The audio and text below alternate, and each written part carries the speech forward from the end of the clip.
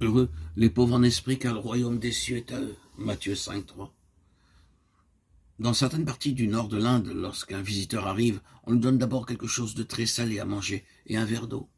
En faisant cela, ils disent aux visiteurs: nous vous recevons et nous vous accueillons, et nous vous donnons cela pour vous montrer notre amour.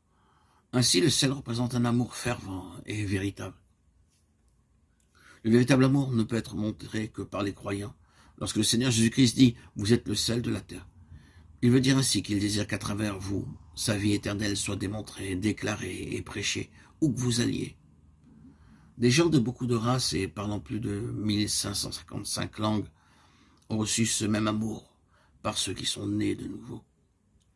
Des personnes de toutes conditions, comme les cannibales, des assassins, des voleurs, absolument rejetés par la société, témoignent maintenant l'amour de Dieu à d'autres.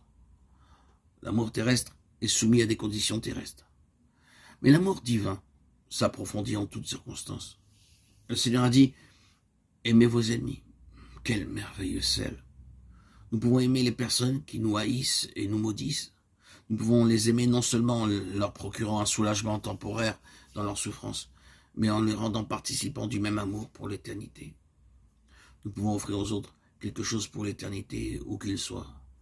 Alors que nous les contactons, nous pourrons leur donner la véritable saveur du sel divin. Nous voyons dans Matthieu 5, 3 comment nous pouvons devenir ce véritable sel. Nous devons avoir un esprit humble, brisé et contrit. C'est la première étape dans la purification du sel. Les sacrifices qui sont agréables à Dieu, c'est un esprit brisé. Oh Dieu, tu ne dédaignes pas un cœur brisé et contrit. Psaume 51, 19. Dieu n'habite pas dans des édifices faits de mains d'hommes. Il habite dans un cœur brisé et contrit. Quel honneur et quel privilège. Seulement lorsque Dieu lui-même vient vivre en nous, nous devenons le sel de la terre. Alors seulement nous pouvons montrer l'amour véritable à tous les hommes, même à nos ennemis, sans quoi nos cœurs demeureront pleins de jalousie, d'inimitié et de corruption. Le monde entier de nos jours est rempli de haine et d'amertume. Nation contre nation, frère contre frère, ami contre ami et enfant contre parents. Pourquoi? Parce qu'il n'y a pas de sel en eux. Dieu utilise parfois des moyens douloureux pour nous rendre vraiment humbles. Lisez ce que David dit dans le psaume 76 au verset 19.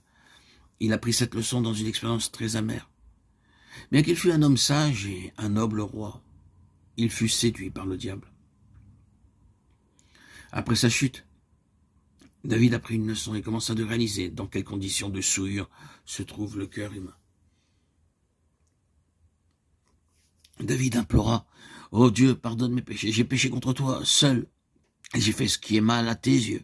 Lave-moi, je serai plus blanc que la neige. » Il était conscient de sa souillure intérieure.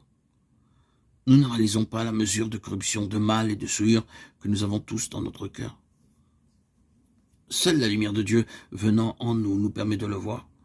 Lorsque vous connaîtrez qui vous êtes, vous crierez comme David: « Seigneur, lave-moi et purifie-moi complètement. Lave-moi intérieurement et extérieurement, lave-moi de tout mal. » Le cœur duquel jaillit cette prière est appelé un cœur brisé et contrit. Si vous voulez devenir du bon sel comme David, alors implorez la purification du Seigneur.